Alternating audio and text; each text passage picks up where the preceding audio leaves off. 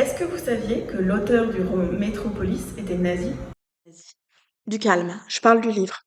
Fritz Lang n'a jamais été nazi, au contraire, mais sa femme, qui a écrit le roman, oui. En 1927, Fritz Lang et Thea von Harbou étaient mariés. C'est elle qui a écrit le roman Métropolis, et ils ont coécrit le scénario. Puis leurs opinions politiques se sont révélées très différentes. En 1933, Fritz Lang a refusé la direction du cinéma allemand offerte par Goebbels et fui aux États-Unis, alors qu'elle a adhéré au parti nazi en 1940. Donc, quelle intention prêter au film? Dans le film, Joe Fredersen règne sur Metropolis, une ville ultramoderne, divisée entre ville haute et ville basse. Un jour, son fils Freder tombe amoureux d'une jeune habitante de la ville basse et remet en question ses privilèges.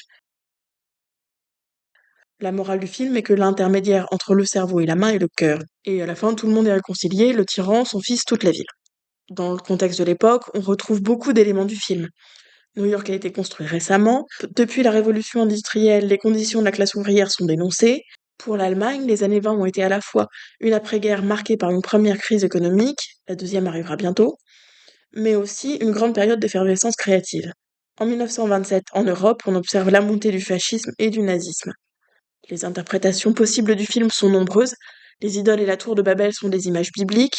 On peut y voir la dénonciation d'une société à deux vitesses, une mise en garde contre la mécanisation de la pensée et une injonction au sentiment.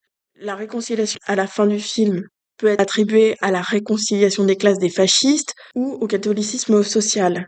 Et Fritz Lang rejetait à la fin de son film. La liste est encore longue. Quel que soit le message qu'on y trouve, il est impossible de faire une distinction nette entre les idées de Fritz Lang et celles de Thea von Harbou. L'ambiguïté de Metropolis et la richesse des interprétations possibles font en partie la valeur du film.